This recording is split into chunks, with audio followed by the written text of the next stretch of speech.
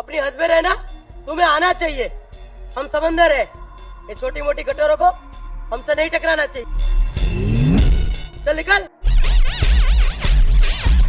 ये कुंभकर्ण का female version है। इसको देख के एक बार खुद कुंभकर्ण की जान फट जाए। अरे भैंस की आंख, माता श्री आप। और ये समुंदर नहीं, पूरा का पूरा ज्वालामुखी है जो कभी भी फट सकता है। जिम, चल निकल। डाइटिंग, चल निकल। Weight lose. चल निकल।